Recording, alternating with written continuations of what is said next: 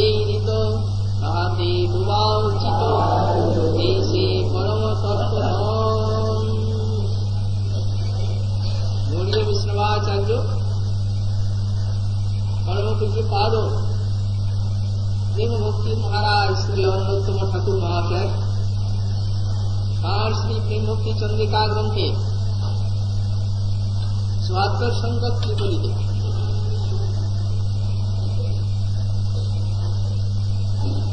গৌড়ীয় বৈষ্ণবগণের সূক্ষ্ম ভজনের কথা উল্লেখ করতে গিয়ে বললেন, কর্মী জ্ঞানী মিশ্র ভক্ত না হবে তাতে অনুরক্ত বিশুদ্ধ ভজন কর মন। এর পূর্বে বলেছেন, অন্যের পরশ যেন নাই হয় কদাচন, ইহাতে হইতে সাবধান। রাধা কৃষ্ণ নাম গান এই সে পরম জ্ঞান, আর না করিব পরমান। আমরা গতকাল এই ত্রিপদীর ব্যাখ্যায় যথামতি আস্বাদন করেছি। যেমন পূর্বে প্রেম ভক্তি সুধানিধি তাতে রূপ নিরবধি করলেন, তেমনি তারপরেই সাধক ভক্তগণকে শুদ্ধ ভক্তি সুরক্ষার জন্য যে অসৎসঙ্গ বর্জন করতে হবে, অসৎসঙ্গ ত্যাগেই বৈষ্ণবাচ। এই প্রসঙ্গে কর্মী জ্ঞানী যোগী ইত্যাদিরও স্পর্শ যাতে না হয় সে কথা উল্লেখ করলেন। এবং এক্ষণে আরো বলছেন, কর্মী জ্ঞানী মিশ্র ভক্ত না হবে তাতে অনুরক্ত বিশুদ্ধ ভজন কর। তাহলে পূর্বে যে কর্মী জ্ঞানী যোগী ন্যাসী বলা হল, আবার এখানে কর্মী জ্ঞানী উল্লেখ করা হচ্ছে। কর্মী জ্ঞানী বলেই তারপরে বলছেন মিশ্র ভক্ত, অর্থাৎ এরা আসলে কর্মী জ্ঞানী হলেও এরা ভক্তি অবলম্বন করে ভজন করেন। এই জন্য আমাদের শ্রী বিশ্বনাথ চক্রবর্তী পাদ তিনি মিশ্র ভক্তি বলতে প্রধানীভূতা গুণীভূতা ভক্তির কথা উল্লেখ করেছেন। আর শ্রীমৎ জীব গোস্বামী পাদ মিশ্র ভক্তি বলতে সঙ্গ সিদ্ধা আরো সিদ্ধা ভক্তির কথা উল্লেখ।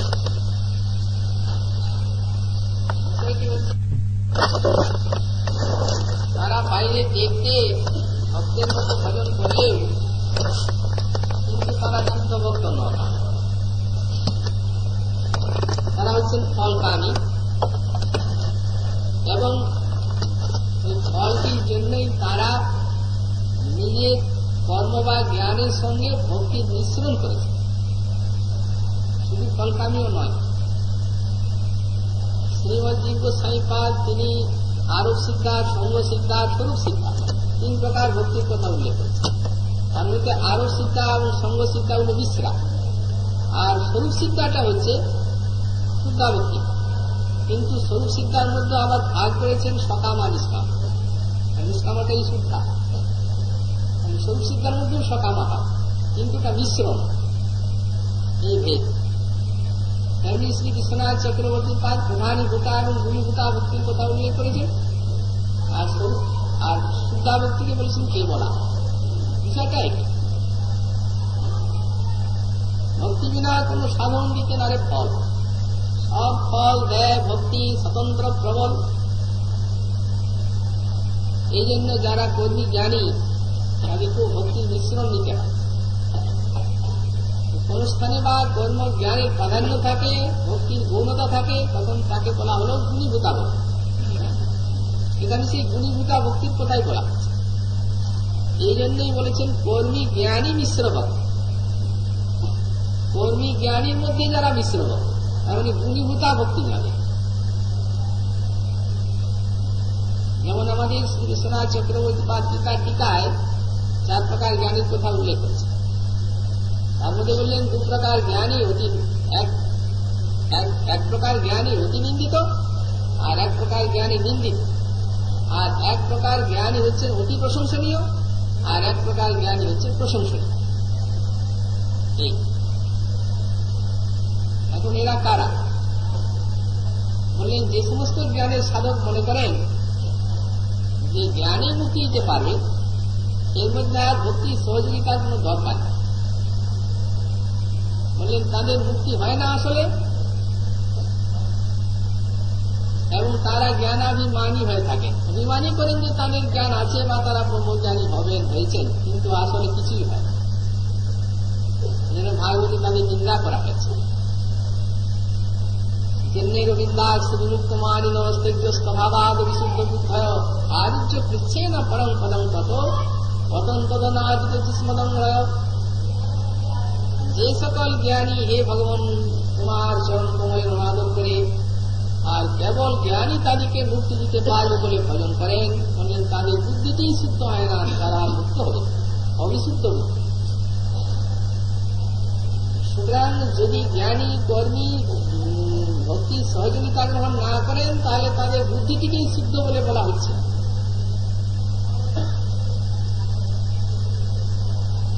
আর যারা ভক্তি বিনা কর্ম বা জ্ঞান ফল দিতে পারবে না বলে মনে করেন, অথচ এবং ভগবানের বিগ্রহকে মাইক বা মায়াবাদী বলে মনে করেন, তারা অতি নিন্দনীয়। আর যারা ভগবানের বিগ্রহকে চিদানন্দময় বলে মনে করলেও ভক্তি ব্যতীত জ্ঞান মুক্তি দিতে পারবে মনে করেন, তারা হচ্ছে হিন্দু। আর যারা মনে করেন ভক্তি সাধনা ব্যতীত জ্ঞান মুক্তি দিতে পারবে না, অথচ ভগবানের বিগ্রহকে চিদানন্দময় বলে মনে করেন, তাদেরই মুক্তি পায় এক প্রকার জ্ঞান। এই জন্য এদিকে প্রশংসনীয় বলা। আর জ্ঞানের সাধনা করতে করতে যারা ভক্তির সহযোগিতা গ্রহণ করেছে, তাদের যদি শুদ্ধ ভক্তের সঙ্গ হয় দৈবা ভগবত ইচ্ছা, তাহলে সেই শুদ্ধ ভক্তের সঙ্গে যদি তারা শুদ্ধা ভক্তির আস্বাদন লাভ করেন, তখন তারা জ্ঞানকে ছেড়ে শুদ্ধ ভক্ত হয়ে যান। তাদেরকে অতি প্রশংসনীয় বলা। তাহলে প্রশংসনীয় জ্ঞানী যারা, তারা জ্ঞানের সঙ্গে ভক্তির মিশ্রণ গ্রহণ করেন। তারা ভজন করলেও ভক্তের মতো দেখালেও কিন্তু মিশ্র ভক্ত। তেমনি যারা কর্মের সাধনা করেন কর্মী, কিন্তু কর্মে যাতে ফল হয় যাগযজ্ঞাদের জন্য, এই জন্য ভজন করেন, তারাও মিশ্র ভক্ত। বলে না হবে তাতে অনুরক্ত।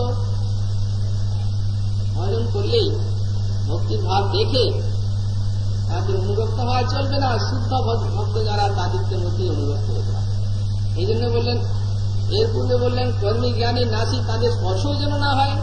আর এইখানে বলছে না হবে তাতে অনুরক্ত, তাতে অনুরক্ত হবে। বিশুদ্ধ ভজন করমন, শুদ্ধ ভাবে ভজন করতে হবে।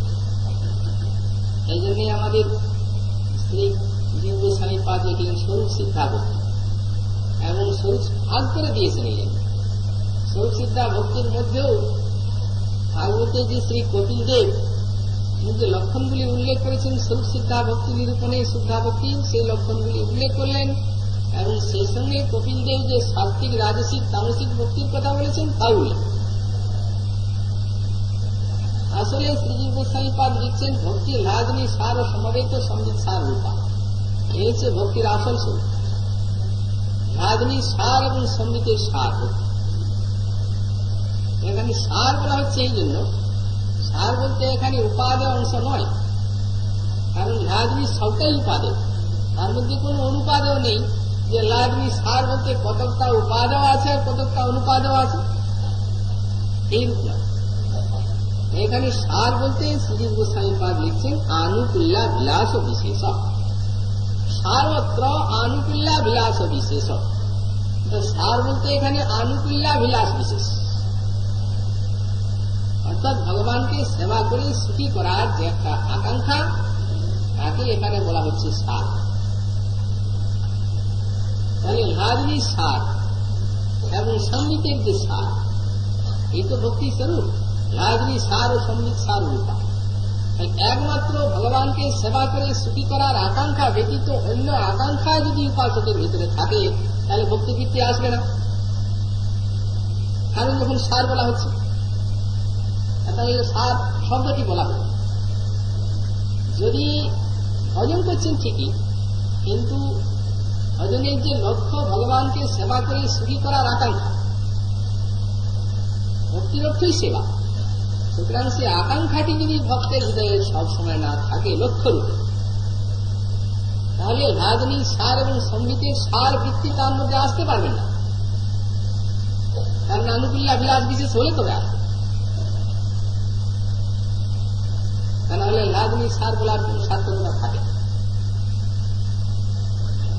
তাহলে যারা সেবা কামনা নিয়ে উপাসনা করছেন বা ভোজন করছেন, তাদের মধ্যে রাজনীতি সম্বিতের সার আসছে। সর্বসিদ্ধা ভক্তির মধ্যে এই জন্য সকামা এবং নিষ্কামা করে আমাদের শ্রী গোস্বামী পাদ কপিল দেবের বচন দিয়ে, আর সকামা ভক্তিকে 3 ভাগে ভাগ করলে সাত্ত্বিকী, রাজসী, তামসী। উনি বললেন সাত্ত্বিকী, রাজসী, তামসী ভক্তি কখনোই হতে পারে। ভক্তি রাজনীতি সার এবং সম্বিতের সারই, গুণময় বস্তু ভক্তি নয়। গুণময় যে ভক্তি নয়, এর পিছনে যুক্তি এবং সিদ্ধান্ত দিয়ে ভক্তির গুণময়তাকে নিরসন করা হচ্ছে। কারণ বলদি বিদ্যাভূষণ পাঠ বলেন, কোন কোন জ্ঞানী যোগীর মনে হতে পারে যে আচ্ছা রজতম গুণের না হয় ভক্তি না হোক, কিন্তু সত্যগুণের থেকে ভক্তি হয়, এটি বলায় কি বলছে? আর সত্যগুণ প্রকাশক, আর সত্যগুণের মধ্যে একটা আনন্দ আছে। তো যদি কেউ বলেন না ভক্তি সত্যগুণের ভক্তি, তাতে দোষ কি হয়? দোষ হবে এই যে গুণে যে ভগবানকে অধীন করা যায়, সত্যই হোক আর যাই, গুণে যে ভগবানকে অধীন করা যায় এটা কোন শাস্ত্রে দেখা যায় না। আর ভক্তি ভগবান অধীন হয়ে থাকে, তাহলে কখনোই সত্যগুণের দিকটি ভক্তি হতে পারে। আচ্ছা, তাহলে সত্যগুণের দিকটি যদি ভক্তি না হয়, আর কি পক্ষ নিচ্ছেন? তাহলে যদি বলা যায় যে জীব তো অনু হলো তো চিৎ, চিৎ যেখানে সেখানে আনন্দ আছে, তাহলে আমরা যদি বলি যে জৈবানন্দটি ভক্তি আনন্দ রূপে প্রকাশিত হচ্ছে, বললেন না, প্রতিষ্ঠত্ব। সেখানে বললেন জৈবানন্দ যদি ভক্তি আনন্দ বলে গ্রহণ করা যায়, তো জৈবানন্দ তো ক্ষুদ্র। ভগবান যখন নিজের স্বরূপানন্দকে ত্যাগ করে ভক্তের ভক্তিতে বসীভূত হয়ে যাচ্ছে, প্রতিকাম ধেনুপতি তিনি তার কখনো অজাগর স্থানের অতি আসতে পারে। এই জন্য ভক্তি যদি জৈবানন্দের বৃত্তি হন, তাহলে ভগবানকে মাতিয়ে তোলা বড় কঠিন হয়। তাহলে যদি কেউ বলেন না তার স্বরূপানন্দ ভক্তি, বললেন স্বরূপানন্দ নয়, স্বরূপ সত্যানন্দ। তাহলে স্বরূপানন্দ বলে কি ভুল হবে? ভুল এই হবে যে স্বরূপানন্দ যদি বলা যায়, তাহলে ভক্তি ভগবানের মধ্যে যে আনন্দ আছে, স্বরূপ শক্তি যা দেন, তার থেকে ভক্তের থেকে বেশি আনন্দ পাচ্ছেন তিনি। স্বরূপানন্দকে ছেড়ে ভক্তের আনন্দকে গ্রহণ করছেন। এই জন্য বলেন না হম আত্মা নমা শাসে মধুভক্ত সাধু না, সাধু ভক্তকে যতখানি চাই ততখানি আত্মাকে চাই।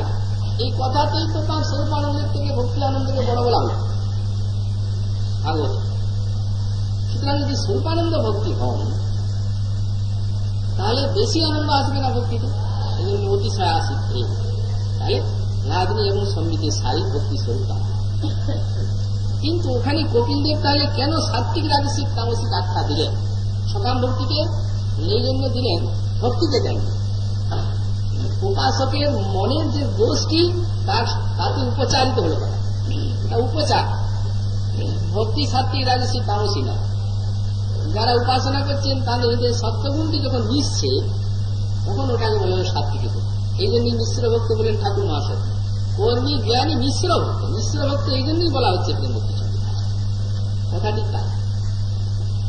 এখন বিষয় হচ্ছে যে যখন সেই গুণটি তার উপচারিত হচ্ছে, তখন বলা হলো সাত্বিকী ভক্তি। সকাম ভক্তির মধ্যে সাত্বিকী ভক্তি কার? বললেন যিনি ভগবানের ভ্রমণ করে মুক্তি কামনা করেন, মায়াবন্ধন নাশ হোক, মুক্তি লাভ হোক, তার ভক্তিকে বলা হচ্ছে সাত্বিকী ভক্তি। শুদ্ধ ভজন নয়, শুদ্ধা ভক্তি নয়।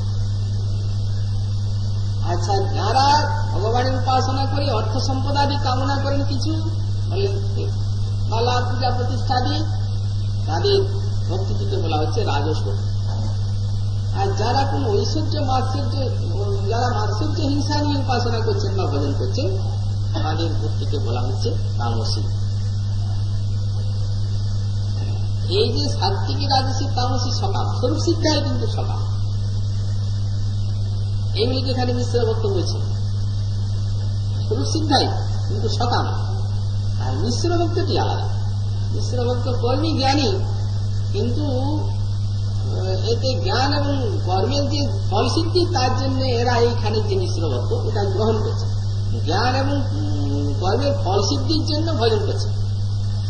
ঠাকুর মহাশয় বললেন না হবে তাকে অনুরক্ত বিশুদ্ধ ভজন করো। শুদ্ধ ভজন বলতেই আমাদের কবিদেব সকাল ভক্তির পরে লিখছেন শুদ্ধ ভক্তি।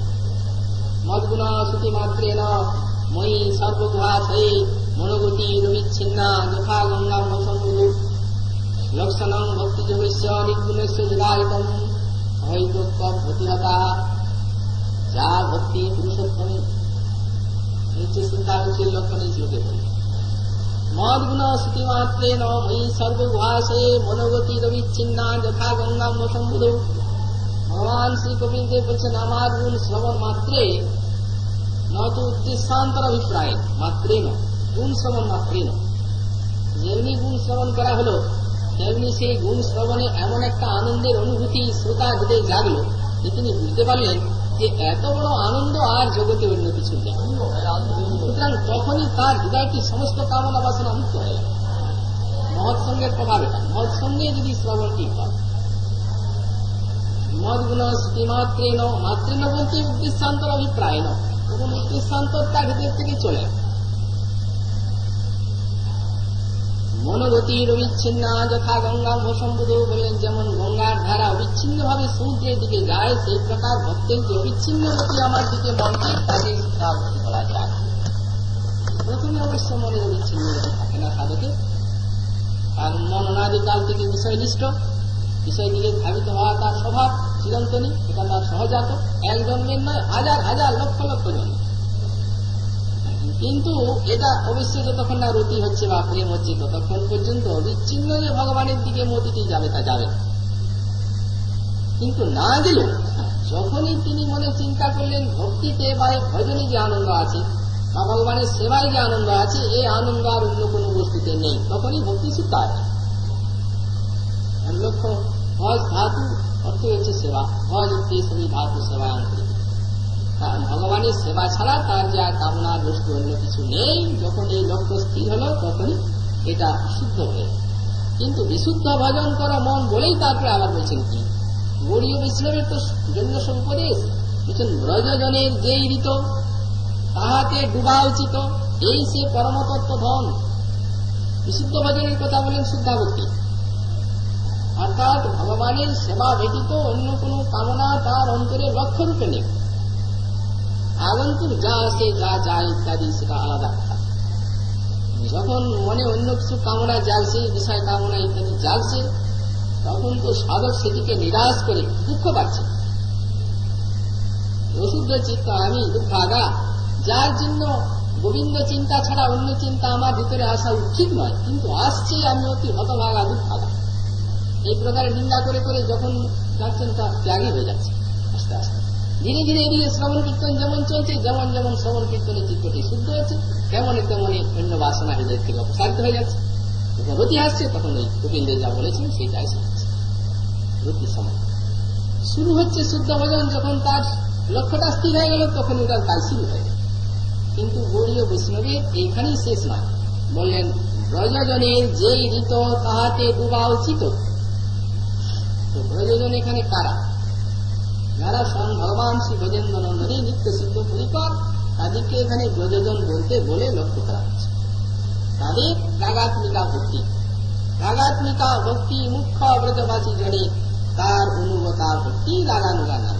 গৌড়ীয় বৈষ্ণবে রাগানুগা ভজন, বিধি ভক্তি নয়। পূর্বে যেটি বললেন সেটি হচ্ছে শুদ্ধাই, কিন্তু ওর আবার দুটো ভাগ আছে, একটা বিধি একটা রাগ।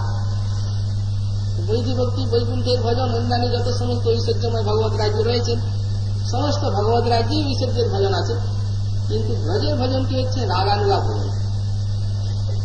ব্রজবাসী যারা যারা সত্য দাস্য বাৎসল্য মধুরে উপাসনা করছেন ব্রজেন্দ্র নন্দনের, সেইরূপ কোন মহতের সঙ্গবশত যে জাতীয় ভক্তিতে সাধকের চিত্তটি যুক্ত হয়, সেই রাগাত্মিকা ভক্ত আছেন, সেই ভক্তি যারা তাদের আশ্রয় এদের ভজন হয়। এই জন্য ব্রজজনের রীতিতে মনটিকে ডুবাতে, রানুমিত্য ভজন তো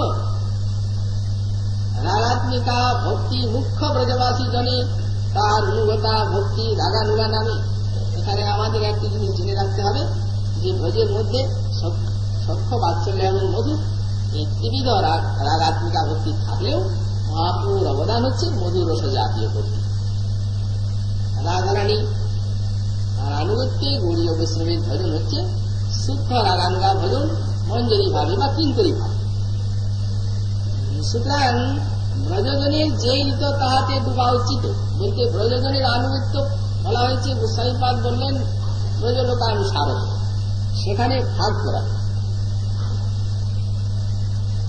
একটা সাধক দেহে ভজন আর একটা অন্তঃচিন্তিত সিদ্ধ দেহে ভজন। সেবা সাধুকুরূপেণ সিদ্ধরূপেণ চাত্রহি তদ্ভাব লিপ্সুনাচার্যা ব্রজলোকানুসারত।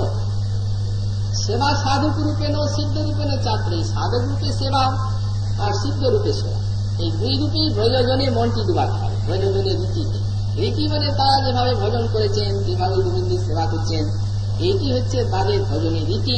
সেই রীতিতে সাধক দেহ মনটি ব্রজজনের রীতিতে ডুবাতে হবে, আর সিদ্ধ স্বরূপও মনটি ব্রজজনের রীতিতে ডুবাতে হবে। তো সাধক স্বরূপ সাধক দেহে যে মনটি ব্রজজনের রীতিতে ডোবাবেন, সেই ব্রজজন কারা? বললেন যারা এই গৌড়ীয় বৈষ্ণব আচার্য ব্রজধামকে আশ্রয় করে যারা উপাসনা করেছেন, ব্রজেরই মঞ্জুরি তারা, কিন্তু মহাপ্রভুর লীলায় তারা গোস্বামী রূপে অবতীর্ণ হয়েছেন। অবতীর্ণ হয়ে আর বিধি সম্বলিত রাখত আজকে সাধক দেহে শ্রবণ কীর্তন তাদের ত্যাগ কারণ বিধি ভক্তি তো নয়, রাগ ভজন। আর তারা বিধি ভক্তির আচার্য নয়, তারা ওইখানে রাগানুগা ভক্তিরই আচার্য।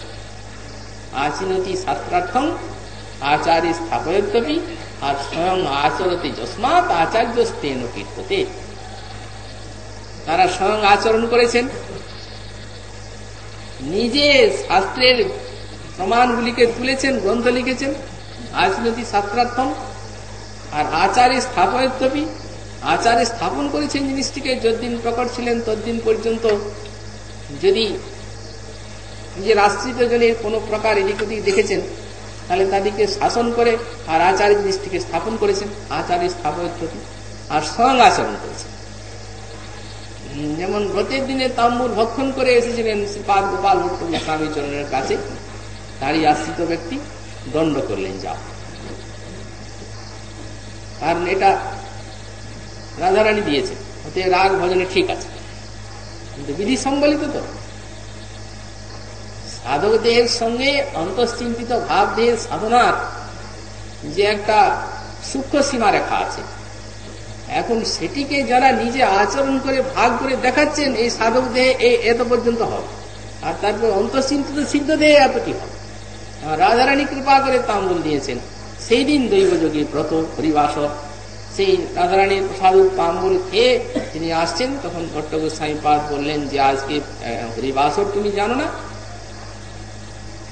যাও ওখানে আর আসবেন, ত্যাগ করলেন। স্বপ্নে রাধারানী তাকে বলছেন, গোস্বামী এটা আমার প্রসাদী বস্তু, তার উপরেও তোমার বিধি, আমার কৃপার উপরে। তিনি বললেন, তখনই উত্তর দিচ্ছেন, বললেন হ্যাঁ ঈশ্বরী ঠিকই, আপনি যে আছেন আপনি তো প্রেমের রাজ্যে আছেন। সুতরাং সাধক জগতে এসে আর এই বস্তুকে আচরণে শিক্ষা দিতে আপনি তো আমাদেরকে পাঠিয়েছেন। আপনি একজনকে আপনার প্রিয় ভক্তকে একটা কৃপা করলেন, এবং সেই কৃপা সেটি বহির্জগতে সাধক সমাজে একটা আচরণের সদাচারের মধ্যে ব্যতিক্রম হলো। তখন হাজার হাজার মানুষ বলবে যে অত বড় ভক্ত যখন একাদশী দিনে তাম্বুল খেতে পারে, তখন আমাদের আর দোষ নেই। তো তখন এত হাজার হাজারকে কে সামলায়? রাধারানী বললেন, স্বামী আমি পরীক্ষা করছিলাম, ঠিক ঠিক তুমি একেবারে বিশুদ্ধ আচার্যের আসনে উপবেশন করার চরম যোগ্য হয়েছে কিনা। প্রসন্নতা হলো, বললেন তুমি বাস্তবিকই আমার এই পরীক্ষায় উত্তীর্ণ হয়ে গেল। সুতরাং তারাই যথার্থ আচার্যের যোগ্য, আচরণ করেছেন, শিক্ষা দিয়েছেন। তো তাদের যে বাহ্যে যে সমস্ত সাধন ভজন ইত্যাদি ত্যাগ বৈরাগ্য যেরকম বিধি ভক্তির আচরণ করেছেন, তাদের আনুগত্য হবে সাধকদের। আর মনে নেই সিদ্ধ দেহ করিয়া ভাবন, রাত্রি দিন চিন্তে ব্রজে কৃষ্ণের সেবন। আর তারা যেমন নিরন্তর স্মৃতিসাগরে ভেসেছেন, সেটিকে আদর্শ নিয়ে সিদ্ধ দেহে সেই সাধন স্বরূপে বসে আর শ্রী শ্রী রাধা মাধবের সেবা চিন্তা করবেন, এবং এতে মনটিকে ডোবাতে হবে। ব্রজজনের যে ঋত তাহাতে ডুবাও চিত্ত বলছেন, চিত্তটিকে ডোবাতে হবে। চিত্তটিকে ডোবা মানে কি? দেখুন, সাধক দেহে চিত্ত ডোবাই, যে আমাদের গোস্বামী পাদগণ এই ব্রজধামকে আশ্রয় করে ভজন করেছেন, সাধক দেহে একটা বিপুল উদ্দীপনা নেই, স্থির হতে পারছেন না এই জায়গায়। কোথায় রাধারানী, কোথায় আছো? হা ললিতে, হা গোবিন্দ তুমি কোথায়? এই তোমাদের লীলা স্থান, লীলা নৃত্য, এইখানেই তোমাদের লীলা চলছে, কিন্তু হায় আমি কিছুই দেখতে পাচ্ছি, হতভাগ্য আমি কিছুই দেখতে পাচ্ছি না বলে কাঁদছে। তাদের অশ্রু জলে এই স্থানগুলো সব সিক্ত।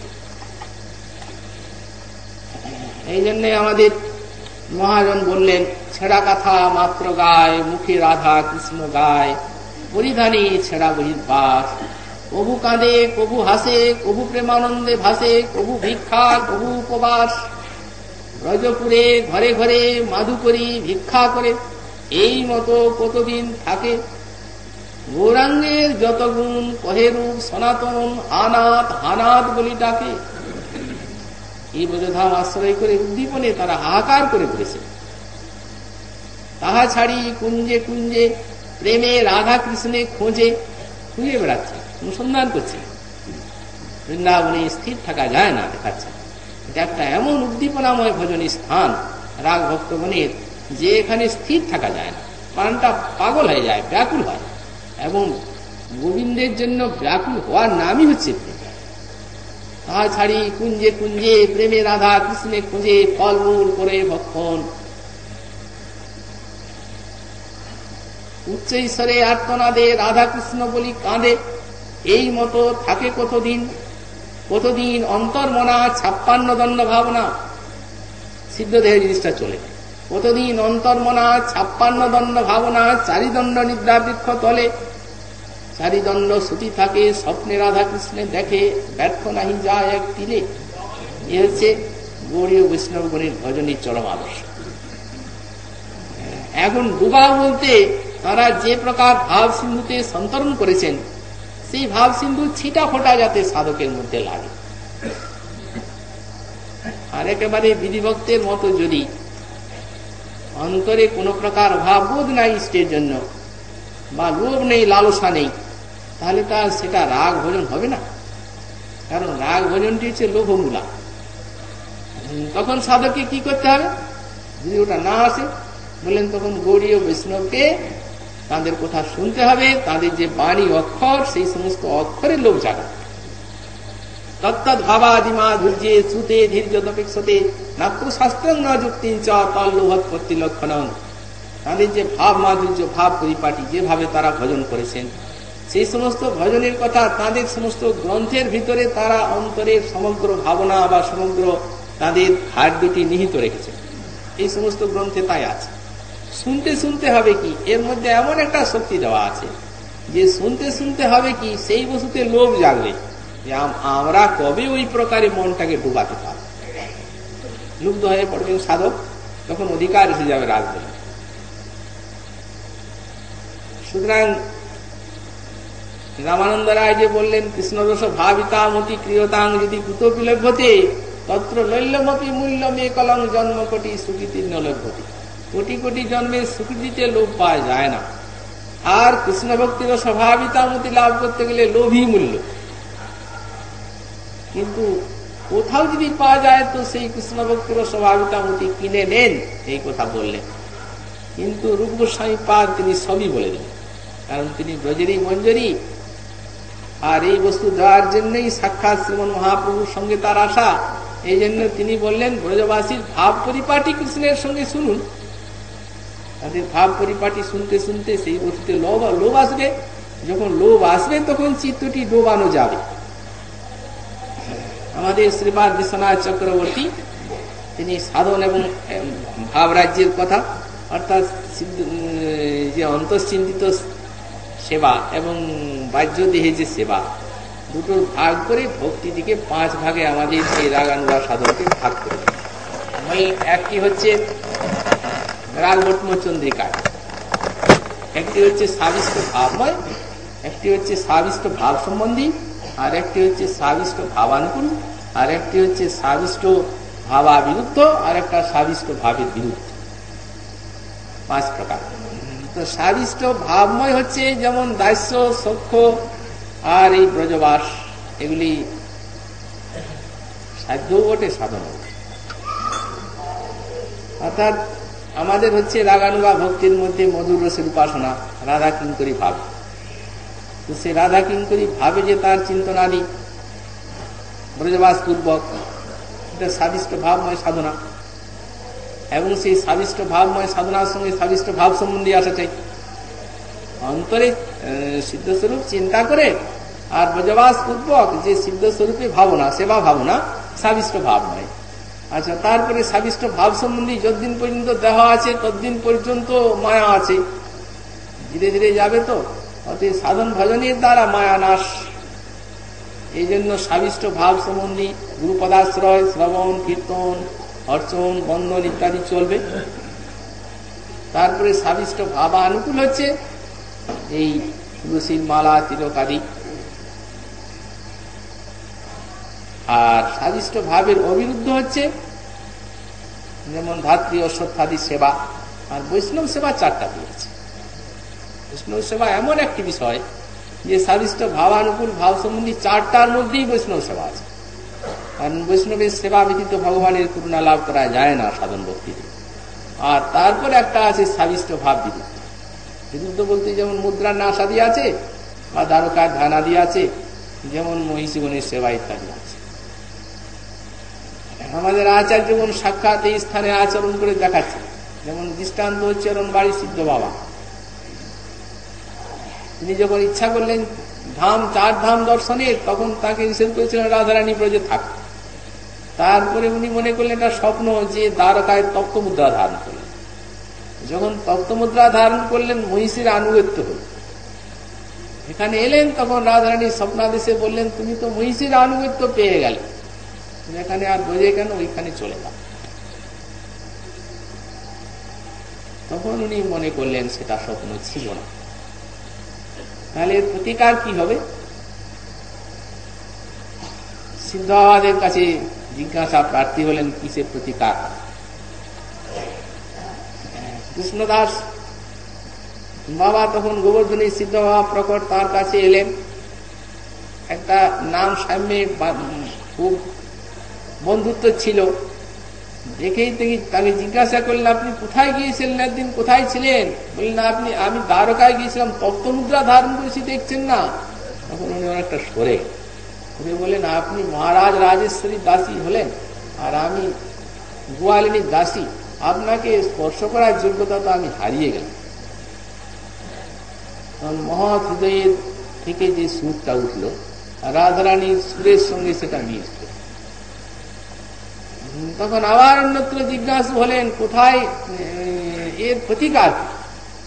তখন সিদ্ধ মহাত্মারা বললেন, দেখুন, গোবিন্দ যদি আপনাকে বলতেন যে তুমি ব্রজের থেকে বেরিয়ে যাও, তাহলে আমরা কোন রাধারানীর দাসী একটা নিশ্চয়ই আপনাকে কিছু উপায় বলতে পারি।